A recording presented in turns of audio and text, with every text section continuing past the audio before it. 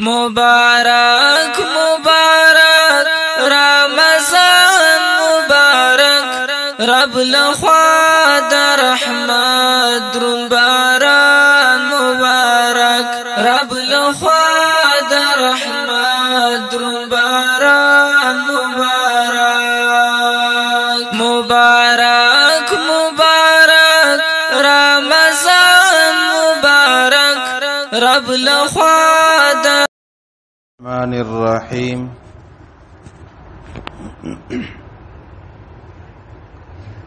وعن علي بن حسين عن أبيه رضي الله عنه قال قال رسول الله صلى الله عليه وسلم من اعتكف عشرا في رمضان كان كحجتين وعمرتين رواه البيهقي. عزیزانو د روزې تقریبا 18 ده په بار ملکو کې افغانستان کې 19 ده. پر شلم د رمضان باندې اعتکاف کې مؤمنان مسلمانان نیکان خلک چې دي هغه کښیني. اعتکاف چې دي عزیزانو دا د جناب نبی کریم صلی الله علیه وسلم طریقه ولا. پیغمبر علیه الصلاۃ والسلام چې بکلا اعتکاف کې کښینستی اول واره خبره دا وه چې اول 10 ورځې کښینستی، بیا بل کال د مابین 10 ورځې چې کمې دي په اعتکاف کې کښینستی، بیا بل وار چې دی پیغمبر علیه الصلاۃ والسلام آخري چې کمې 10 ورځې دي په هغه کې اعتکاف چې دی هغه وکړي او کښینستی. بیا پیغمبر علیه الصلاۃ والسلام وفرمایلی چې وما ته راښکاره سو یا وما ته چا وویل این د الله له جانبه چې دا د شب قدر شپه چې کومه ده دا په آخري 10 ورځو شپو کې چې ده اغسته. ما اول 10 ورځې وکړلې اعتکاف، ما بین 10 ورځې مې وکړلې، آخري 10 ورځې چې کومې دي پیغمبر علیه الصلاۃ والسلام فرمایي ما ته وویل سلو چې دغه د شب قدر چې کومه شپه ده چې هغه شپه چې ده پیغمبر علیه الصلاۃ والسلام فرمایي الله رب العزت فرمایي چې زر میاشتې مسلسل سړی عبادت وکړي. په بني اسرائیلو کې داسې بزرګان وو، نو د پیغمبر علیه الصلاۃ والسلام چې کم صحابه کرام هغو ډېر ارمان وکړي، امید یې دا وکړي چې کشکې زموږ هم دغو نه عمرونه وای، موږ به هم دغو نه عبادتونه کړي وای. بیا الله رب العزت آیاتونه راواستول چې په دغه شپو کې یوه شپه چې دا هغه ستا چې په دغه شپه ته عبادت وکړي. پیغمبر علیه الصلاۃ والسلام فرمایي حدیث شریف، او بیا الله رب العزت فرمایي چې دا داسې دی لکه زر میاشتې پرله پسې سړی عبادت وکړي، زر میاشتې پرله پسې سړی عبادت وکړي. څو ثواب دی؟ د جناب نبی کریم صلی الله علیه وسلم د امت یو امتیاز دی، خصوصیت دی، یو عالی شان دی چې الله رب العزت ودې ته ورنصیب کوي چې په یوه شپه باندې انسان و هغه ځای ته ځان رسوي چې بني اسرائیلو به په زر میاشتې باندې و هغه ځای ته ځان چې دی هغه رسوي. بیا پیغمبر علیه الصلاۃ والسلام بی عایشه صدیقې سره روایت دی، حدیث دی، پیغمبر علیه الصلاۃ والسلام چې ژوندی ولو په خپله په اعتکاف کې کښېنستی. صحیح سو. بیا چې کله پیغمبر علیه الصلاۃ والسلام مبارک وفات سلو، بیا د پیغمبر علیه الصلاۃ والسلام چې کومې بیبیګانې دي ازواج مطهرات چې کوم بلل کېږي هغه به بیا په اعتکاف کې چې دي هغه کښېنستلې. دغه د بیهقي روایت دی، پیغمبر علیه الصلاۃ والسلام فرمایي چې سړی راولاړ سي د روزې آخري 10 ورځې چې دي هغه په اعتکاف کې کښېني. پیغمبر علیه الصلاۃ والسلام فرمایي د 2 حجو د 2 عمرو ثواب الله وده ته ورکوي. یو سړی د آخري 10 ورځې په اعتکاف کې کښېنستی، پیغمبر علیه الصلاۃ والسلام فرمایي دومره ثواب لري لکه سړی چې 2 حجونه وکړي یا 2 عمرې وکړي. 2 حجونه او 2 عمرې سړی وکړي. پیغمبر علیه السلام فرمایي څو ثواب یې دی؟ د آخري 10 ورځې په اعتکاف کې کښېنستل د غومره لوی ثواب چې دی هغه لري. بیا عزیزانو علما فرمایي اعتکاف چې دی هغه 3 رقمه دی. یو رقم خدا دی چې یو سړی نظر وکړي، دا ووایي که زما پلانی کار الله را وکړي زه به 3 شپې یا 3 ورځې په اعتکاف کې کښېنم. چې کله هغه کار وسلو پر ده باندې واجبه ده دی به چیش کوي دی به راځي 3 شپې به په اعتکاف کې کښېني سره د دې روزه به ورسره نیسي اعتکاف بغیر د روزې نه راځي صحیح سلو دویم چې دی هغه نفلي بلل کېږي هغه دی چې یو سړی اوس مطلب ما ورته مسجد لره رالو چې رالو 10 منټه 20 منټه 1 ساعت نیم ساعت ما ورته د اعتکاف اراده وکړه ځم مسجد لره مسجد کې لمونځ هم کومه نفل هم کومه تلاوت هم کومه ذکر واذکار هم کوم د اعتکاف نیت وکړې الله وتعالی ته پر دې باندې ثواب درکوي د اعتکاف ثواب درکوي بیا په هغه کې دا ضروري نه ده چې خامخا به ستا روزه یې صحیح سلو هغه بل حدیث کې راځي علامه شعراني او روایت را نقل کړی دی پیغمبر علیه الصلاة والسلام فرمایي چې کله یو سړی د ماښامه څخه تر ماخستن نه په مسجد کې کښېنستی د اعتکاف په نیت باندې چې زه به ذکر کوم تلاوت به کومه لمنځونه به کوم نفلونه به کوم د چا سره به تعلق نه ساتمه پیغمبر علیه الصلاة والسلام فرمایي الله رب العزت و دې سړي ته په جنت کې یو ډېر شانداره خوندور کور چې دی هغه ورکوي دا چې سلو دا نفلي اعتکاف سلو اوس هر سړی چې مسجد لر راځي که د اعتکاف نیت ورسره وکړي الله د اعتکاف ثواب ورکوي که د اعتکاف نیت نه ورسره کوي مطلب دی وایي زه ځم خپل جومات کومه د جومات ثواب و دته میلاویږي هغه د اعتکاف که ورسره وکړي هغه ثواب چې دی هغه اضافي دی بل اعتکاف چې دی چې هغه ضروري دی زموږ د ژوند سره تعلق لري هغه دی چې دغه آخري 10 ورځې د روزې چې کومې دي آخري 10 شپې په دا کې سړی راسي مسجد لره هغه مسجد لره چې په هغه کې 15 وخت لمونځ په جماعت سره کیږي د هغه مؤذن یې د هغه امام یې صحیح سلو په دغه کې بیا کښېنستل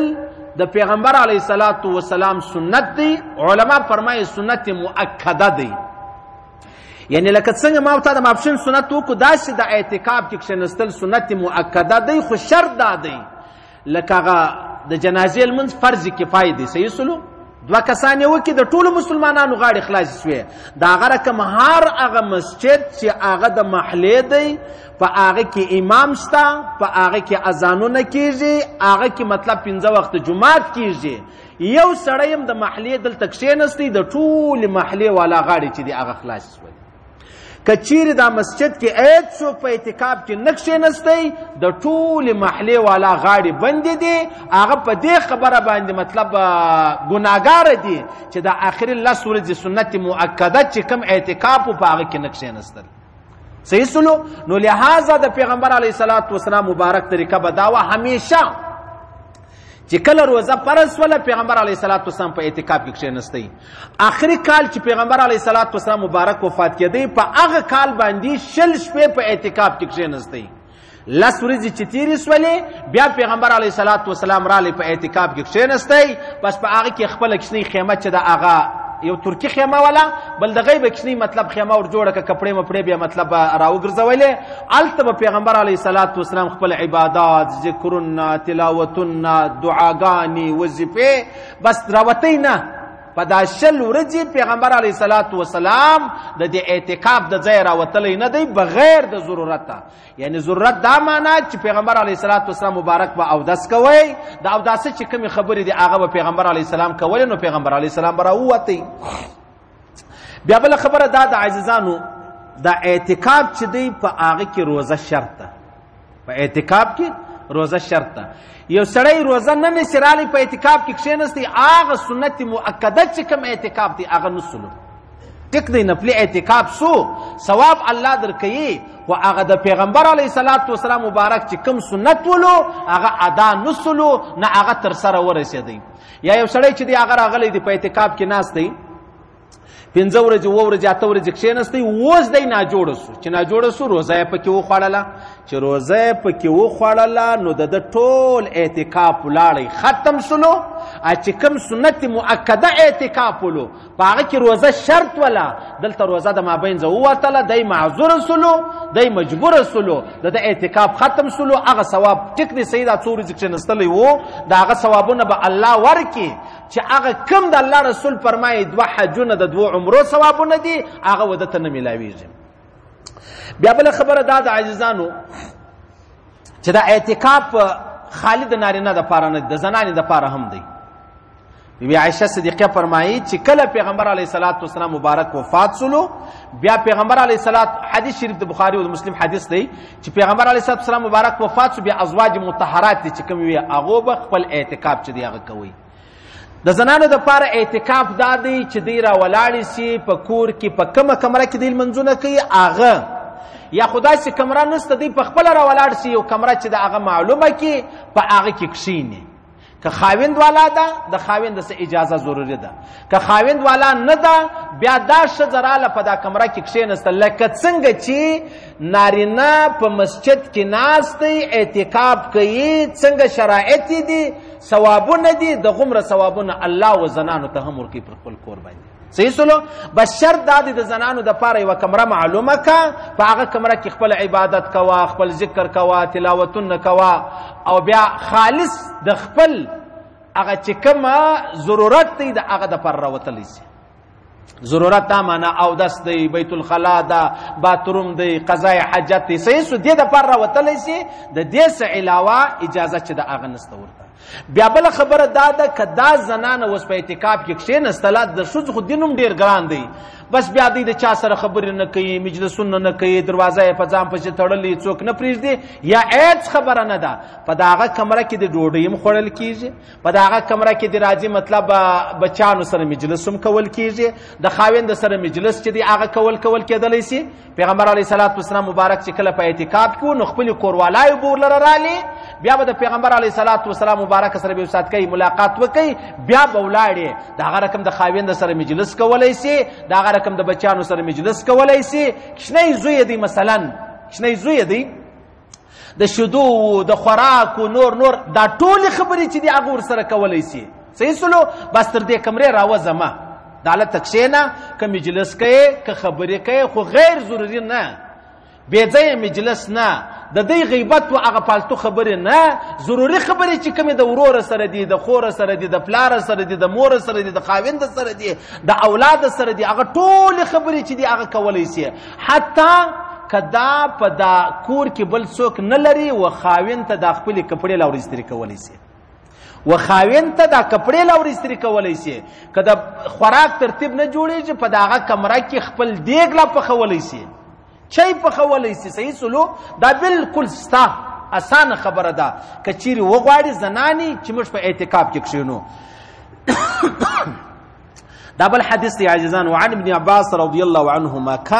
انه كان معتكفا في مسجد رسول الله صلی الله علیه وسلم طبرانی حدیث دی د بیهقی روایت دی حدیث دی فرمای عبدالله ابن عباس یا فلان اراک مکتئبا حزینا فرمای زتا غمگین وینم پریشان ښکارې خیر خو به عبدالله ابن عباس چې دی د پیغمبر اسلام د اکا زوی دی هغه په اعتکاف کې دی د ورته ویل نعم یا ابن عمي رسول الله صلی الله علیه وسلم و د پیغمبر علیه السلام د اکا زو لفلان علی حق ولاء وحرمة صاحب هذا القبر ما اقدر عليه د پلانی پر ما حق دی زه دومره وس نه لرم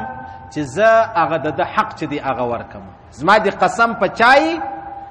د پیغمبر علیه الصلاۃ والسلام په عزت یعنی د پیغمبر علیه الصلاۃ والسلام چې کوم رب دی کوم الله دی صحیح سلو په هغه د زما قسم یې چې زه چې شم زه مجبوره یم وس نه لرم د هغه حق ورکم نو قرار عبدالله ابن عباس را ولاړ سلو خپل چوټه را واخستلې دروازې سوتې مسجد نبوي د پښتنه جنې وکړله ولته په اعتکاف کې نه ول وزه په اعتکاف کې يم ول چې په اعتکاف کې بیا ته څنګه وځې عبدالله ابن عباس ورته ویلي ولكني سمعت صاحب هذا القبر والعهد به قريب فدمعت عيناه ورته ویل دا صاحب قبر نه د پیغمبر سره مبارک قبر ته لاس ونیوي د پیغمبر علیه السلام ما اوریدلی دی الان کې وخت لږ سوی دی ډیر نه دی سوی وهو يقول من مشى في حاجة أخيه وبلغ فيها كان خير له من اعتكاف 10 سنين وما د پیغمبر علیه الصلاۃ والسلام اوریدلی دی چې یو سړی د یو مسلمان ورور په حاجت پسې سي مسلمان ورور حاجت هر حاجت چې دی جایزه حلال وای ما د پیغمبر علیه السلام اوریدلی دی چې لاس کال په اعتکاف کې کښېنې څو ثواب الله وتعالى درکوي پیغمبر علیه الصلاة والسلام فرمایي د یو مسلمان ورور حاجت پر کول، ډوډۍ نه درلوده، اوبه نه درلودې، کپړې نه درلودې، د دوا روپۍ نه درلودې، د ډاکټر وس نه درلودې، صحیح سلو هر شی، شنی بچی دی د سکول د پیس وس نه درلودې، د کتابو وس نه درلودې، د بچانو د اختر د کپړو وس نه درلودې، هر شی پکې راواخله چې د مسلمان ضرورت او حاجت په کېږي. پیغمبر علیه الصلاة والسلام فرمایي چې د دې مسلمان په حاجت پسې روان شوې د لسو کالو د اعتکاف ثواب الله درکوي. او پیغمبر علیه السلام فرمایي ومن اعتکف یوما ابتغاء وجه الله تعالی جعل الله بینه وبین النار 3 خنادق ابعد مما بین الحافقین. پیغمبر علیه الصلاة والسلام فرمایي یوه ورځ سړی په اعتکاف کې کښېنستی، یوه ورځ د الله د رضا دپاره، د دو د جهنم په مابینځ کې الله دومره لیرېوالی راولي لکه د مځکه و اسمان 3 واره. یعنې د مځکې څخه تر اسمانه 500 کاله لار د پیغمبر علیه السلام فرمایي یوه ورځ سړی د اعتکاف نیت یې وکړي، د الله د رضا د الله په خاطر رالی کښېنستی، پیغمبر علیه الصلاة والسلام فرمایي الله تا د جهنم څخه دومره لیرې کوي چې ستا او د جهنم په مابینځ کې به 1500 کاله لارې. صحیح سلو ما وایي د پیغمبر علیه الصلاة والسلام اورېدلي دي سړی یوه ورځ په اعتکاف کې کښېني، آشه چې یو سړی 10 کاله په اعتکاف کې ناست هغه به څوی وي. اوس دا خبرې ته بیا وګوره چې د مسلمان حاجت ورپوره کوې، د یو مسلمان ضرورت په تا ماندولو تی ورپوره کوې، نو پیغمبر علیه الصلاة والسلام فرمایي 10 کاله په اعتکاف کې کښېنه د هغه څو ثواب دی؟ کونډه، یتیم، غریب، بېوسه، بیچاره، صحیح سلو مجبور سړی دی تر ولاړ شوی د حاجت ورپوره کوي. پیغمبر علیه الصلاة والسلام فرمایي د 10 کالو د اعتکاف ثواب الله وتا ته درکوي. اوس ګوره د عبدالله ابن عباس په اعتکاف کې ناست چې دا خبره واورېدله، بیا د اعتکاف دی ووتی، دا دی ولاړی، ته به ورځې د ویلې زه به هغه سړي ته سپارش وکړم چې د کوم چا پر تا باندې حق دی ورته وبوایم دول، بلکل که ورته ووایه ډېره ښه خبره ده، خو ستا اعتکاف دی دول نه نه نه اعتکاف دی، خو تر اعتکاف دا خبره بیا ډېر لوی ثواب دی، ډېر لوی اجر دی. بیا بله خبره دا د عاجزان د ابن ماجه حدیث دی، پیغمبر علیه الصلاة والسلام فرمایي چې کله یو معتکف په اعتکاف کې کښېني پر بار باندې خلکو ته الله څو ثوابونه ورکوي، و ده ته په دې مسجد کې الله هغونه ثوابونه ورکوي.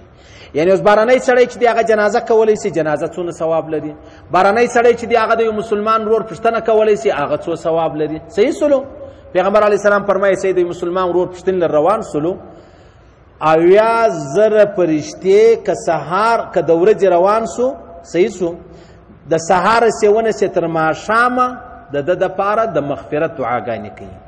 که ماښام دی د چا پوښتنې لره ورغلی د ماښامه سیونه سي تر سهاره 80,000 فرشتې د ده دپاره چیش کوي د مغفرت دعاګانې کوي. اوس دی معتکف دی په اعتکاف کې ناست دی خو نسي وتلی، هغه ثوابونه الله و ده ته په ناسته کې ورکوي چې دی دلې ناست دی. بیا بله خبره دا د عاجزانو چې یو سړی په اعتکاف کې کښېني، په هغه کې بنیادي شی دا دی چې الله رب العزت تا د ګناو خلاصوي، د ګناو څخه ته ساتلی. حضرت شیخ صاحب رحم الله فرمایي دا مقصد دی چې ته رالی د الله کور لره بس و الله رب العزت ته تا مسجد کې بستره واره که کښېنستلی چې یا الله ستا کور له راغلی یم دا دا دا دا حاجت لرم، دا حاجت به راپوره کوي. که یو سړی د اصل سړي کور لره ورسي ورته ووایي زما دا دا حاجت دی، هغه د ده ضرورت ورپوره کوي چې په کور کې دروازه کې ورته کښېني، نو الله رب العزت خو ډېر عظیم ذات دی، خامخا به الله رب العزت د ده هغه حاجتونه چې دي هغه ورپوره کوي. بیا بله خبره دا ده چې دا د پیغمبر علیه الصلاة والسلام سنت دی. بیا بله خبره دا ده چې پر یوه ورځ باندې الله رب العزت تا د جهنم څخه دومره لیرې کوي لکه مځکه و اسمان 3 واره.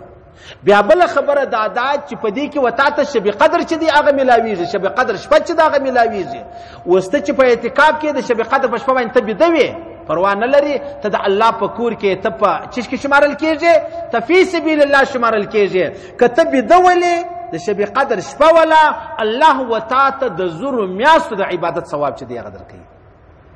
اوس که یو بل سړی رالی په مسجد کې کښېنستی هغه به ذکر کوي تلاوت به کوي او 15 منټه دپاره راغلی دی اوس د شب قدر شپه وله خامخا به دعاګانې کوي لیکن معتکب بدولو په خبر سوی لا هم نه دی خپل عبادت یې وکړي پرېوتی بیا د شب قدر شپه و الله رب العزت به درته هغومره ثوابونه چې دي هغه ورکوي د زرو میاشتو د عبادت ثواب چې دی هغه میلاویږي. بیا بله خبره دا د عزیزانو د اعتکاف دپاره څه ضروري شرطونه چې دي هغه شته خامخا به سړی هغه خپلوي. اوله خبره دا د عزیزانو چې کله ته اعتکاف لره رالې که ته د اعتکاف څه خالي ډوډۍ دې وخوړه ولاړې د مسجد د احاطې څه سینه څه د باندې که څوم د مسجد دیواله دننه یې دا د باندې چې ته ووتلې چې هلته لمنځونه نه کېږي لکه زموږ د چوټو ځایونه راواخلی خالص د لاسو پرنځلو دپاره ولاړې ستا اعتکاف فاسد سلو ولاړی ختم سو خالی لاسو پرنځل در ولاړې یا ته راولاړ سولې مطلب خالی خوله دې پرنځله صحیح سلو ستا اعتکاف ولاړی ختم سو یا ته راولاړ سولې ستا مطلب ضروري غسل نه ولو واجب و فرض غسل نه ولو ته ولاړې ته ولیاله ګرمي مې کېږي زه به ولاړ سم غسل به وکړم ته ولاړې غسل دې وکئ بیرته رالې مسجد لره ستا اعتکاف ولاړی ختم سلو صحیح سلو. یا یو سړی چې دی هغه ضروري غسل یې کوئ په غسل پسې ولاړی هلته بیا د خو غسل وکړي نو فورا به دی راوځي دی هلته ولاړو په تولیه باندې ځان وچوئ بس د ده اعتکاف ولاړی ختم سو. هغه چې کوم سنت مؤکده چې کوم اعتکاف و د هغه چې کوم ثوابونه و د هغه چې کوم اجرونه و هغه ولاړو ختم سو صحیح سلو. بیا هم که یو سړی په اعتکاف کې کښېنستی اوله خبره دا ده چې ته به نیت د الله د رضا دپاره کوي. دویمه خبره دا ده په داسې مسجد کې به کښېنې چې هلته 15 وخته لمونځ په جومات کېږي صحیح سلو اذانونه کېږي لکه اوس عام طور د لارو مسجدان چې دي په هغه کې خو یو شی نشته نه جومات شته نه اذان شته بس خالي دغې چاردیواري یې جوړه کړې ده هغه اصل مسجدان دي هم نه یعنی هغه وقف شوي نه دغسې خلکو جوړ کړي دي په هغه کې نه. اوس یو سړی دا غواړي چې یاره زه په اعتکاف کې ناست یم زه نسوار کول غواړم که ته د نسوارو دپاره ووتلې نسوار دې وکړلو مسجد بار ستا اعتکاف ولاړی ها ته ځې اودس کوې اوداسه دپاره ولاړې نو اوس ستا په لاره کې نسوار عمر سره وکړو پروا چې د هغه نه لګي صحیح سلو. یا یو سړی چې دی هغه مطلب ولاړی غسل لره غسل یې کوي فرضي غسل چې کوم ولو په هغه کې د مطلب نسوار عمر سره وکړلو سګریټ یې مر سره وڅکوئ بیا پر روانه کې ځان هم وچوئ هغه پروا نه لري. که ته علیحده ودرېدې و دې شي ته ستا اعتکاف چې دی هغه ولاړی ختم شو. یا یو سړی چې دی هغه وایي یاره ډېره ګرمي مې کېږي کشکې مې غسل کړی وای نو ولاړ سه اوداسه لره ته اوداسه لره کله ځې نو ته چې کله باتروم لره ولاړې خپل ضرورت دپاره هلته ژر ژر ورسره ولمبېدلې پروا نه لري ځان وچومه کپړې واغونده راوځه اوس ستا اعتکاف چې دی هغه خرابېږي نه. ډېر ملګري دا رقم دي چې هغه مطلب علیحده د مسجد ته ووځي بیا خبرې کوي بیا مجلسونه کوي بیا هغه لاره چې د هغه ځینې ورکه سي هغه بیا هغه اعتکاف نه دی. بیا هم که یو سړی په اعتکاف کې کښېنستی بیا د کله د اعتکاف ځینې خراب سو مثلا ولاړی لاسو پرنځل لره شو پرنځل لره خولې پرنځل لره ولاړی صحیح سلو ډوډۍ موډۍ وخوړله د اعتکاف ولاړی ختم سلو دی به د اختره بعد یو روزه راګرځي او د هغه رقم اعتکاف کې به کښېني نو خو اعتکاف پر ده باندې ضروري دی په اعتکاف کې شرط دا دی روزه به یې نو ته به راولاړېږې بیا به یو شوا روز په مسجد کې کېږي روزه به هم ورسره نشي دا یې قضا سوله. کنی عام طور علما فرمایي که تا یوه ورځ دا اعتکاف خراب کړي درڅه فاسد سو خراب سو لس ورځې به بیا په اعتکاف کې کښېنې روزې به هم ورسره نشي. لیکن علما فرمایي یا د اسانۍ دپاره دا ډېره مشکله ده ته به خامخا راولاړېږې یوه ورځ به کښېنې اعتکاف کې او بیا به چی سره کوې روزه چې د هغه به هم ورسره نشي صحیح سلو. یعنې دا څونه ګرانې خبرې دي څونه مشکلې خبرې دي په د هغه مشکلو ګرانو خبرو کې بیا الله ډېر لوی اجرونه هم ایښي دي و د الله رسول فرمایي د 2 حجو ثوابونه الله وتا ته درکوي دا معمولي خبره ده د 2 عمرو ثوابونه الله وتا ته درکوي دا معمولي خبره ده. د پیغمبر علیه الصلاة والسلام سنت مؤکده ده یعنی هغه سنت چې پیغمبر علیه السلام نه دی پرېږدي پیغمبر صاحب تر وفات پورې دغه عمل چې دی هغه کړی دی. نو لہذا تاسو کوشش وکئ په مسجد کې یو سړی ترتیب برابریږي مشکل نه وي پریشانی نه وي بالکل راتللی سي راسي په مسجد کې کښېنئ خپله پرده ولګوئ خپل ذکر فکر تلاوت عبادات شرط دا دی موبایل به نه وي در سره که موبایل در سره و بیا ستا و د الله په مابین کې بیخي ډېر لویه پرده چې د هغه ستا ګر سره د اسلام د پاره لامه استعمالوه موبایل. صحیح سلو دا خو موبایل یو مجبوري سوی او ضرورت سلو چې ته په مسجد کې یې خپل تلاوتونه وکا، ذکرونه وکا، عبادتونه وکا، قضایي المنځونه وکا، صلات تسبیح وکا، اوابین وکا، چې زړه دې غواړي هغه نشان وکا. اسانه خبره ده. دلته بیا موږ تاسو درښوول یم. صحیح سلو ته چې مسجد لر رااله اپرون دی والک میسج کړو مولوی صاحب ته به دا چې وکي دغه به وکي چې به وکي دغه صلات تسبیح سره وشه. صلات تسبیح خو نو سم دم تقریر دی او د تصرف خلاصوا. ان دا خلک دا رقم دي چې موږ والله د خپل موبایل تنګ یو سړی پر میسج راته کړی دی 25 منټه واتس اپ میسج را کړی دی 25 منټه بیا راته لیکلی دی لاندې زما د خبرې جواب راک. ما ویل یاره په دونه ټیم کې موږ دوی سپاره وایي، په دونه ټیم کې موږ یو نیمه دوی سپاره وایي. زه به ستا پر موبایل غوږ نسم 25 منټه ما موبایل غوږ ته نیولې. سونه غټه مسله ده او دا نشي کولای چې ملاله راورسي چې مولوی صاحب زما دا مسله ده، دا مسله راوښیه. 25 منټه ته حساب ولګوي چې ګر سره خيار به خچ د پلارو د مور میسج نه څوک نه اوري. دا رقم څوک نه کوي، ناجایز قطعا مکوي، بالکل به نه کوي. نو بیا ما ورته مال صلات تسبیح برای زده کې راوښی مال دی وکړه روزه ولګوا خپل به ګرشيانه زده شي. خلک دونه فارغ نه دي، یا په موټر چلو، یا په مجلس کې ناشتو، یا په بیان کې ناشتو، یا مطلب د منځي انتظار دی، یا خلک راغلي زما دا څنګه چم وکم خبرې زده کوي. راسي مسجد تر هر مسجد تر چې پروا نه لري د خپل علاقې مسجد تر ورسي. بیا پای کې دا خبره ده استاد ډوډۍ ترتیب نه برابر دی، څوک نو استاد ډوډۍ راوړي بیا ولاړ سه کور ته ولاړ سه د کور خپل ډوډۍ راوړي. از مش خلکو خمولونه ولي ورور مخانه پټ کړي یو شی نسته پر لاري څوک په مخ درلي سلام ورته ویلی شي. صحیح سلو دا هغه رقم د جمعې منځ ستا په مسجد ته جمعې منځ نه کې دی ابل مسجد ته جمعې منځ لرتللی شي. یعنی هیڅ مشکل نسته پر لاري باندې یو سړی په مخ درلي ته د کور سره روان وي، مثلا د باتروم سره روان وي، دا هغه رقم د داسه سره روان ولې په لار کې د پښتنه مور سره وکړ شی په خیر نه جوړې د څنګه ده پروا نه لري، هیڅ مشکل نسته. خو زموږ خلکو د ځان لپاره دین دومره مشکل کړی دی چې بیا هغه مشکل ځای راشي هغه بیا د ثورک خپل دین مشکل کړی دی، لیکن چې هغه د مشکل ځای راشي هغه بیا د تور معلومیږي نه. نو لہذا په دې وجه باندې کوشش وکړئ عاجزانو خامخا په هر حال کې اعتکاف کې ترتیب برابر کړي، په هر حال کې برابر کړي. الله ډیر خوشاله کیږي. او بیا د الله کور له سړی راشي چې کښیني چې یا الله زه تعالی راغلی یم، قرضدار یم، پریشان یم، اولاد نه لرم، دا هغه رقم مطلب واده نه لرم، بل په خدای قسم الله رب العزت په خامخا ستا کار درکوي. والله و یاره چې زه ستا کور له درسم ته به ما ته ستا په وسه پرئ، ته به ما ته کار نه راوکړي، جایزه کار یې نه بې راوکړي راکوې و. نو د الله رب العزت په قدرت کې خو هر شی شته و.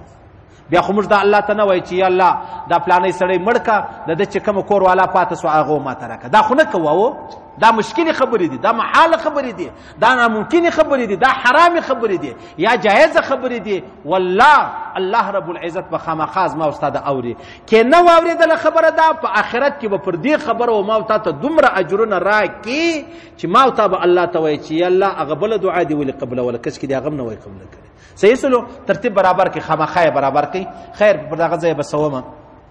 خو خیر عزیزان الله رب العزت دا ویل اوریدل قبول منظور وګرځي. الله دې خپل احکامات پیغمبر علیه الصلاه والسلام مبارک طریقې را نصیب کړي. الله دې موږ توفیق راکړي چې موږ اعتکاف وکړو کښینو او په هغه ترتیب یې وکړو چې څنګه د الله رسول فرمایلی دي یا د الله رسول چې دی هغه کړي دي او پر هغه دې الله رب العزت بیا موږ ته اجرونه راکړي. الله دې پر دا تور موږ ته مرګ راکړي چې موږ مرو دا ووایو لا اله الا الله محمد رسول الله.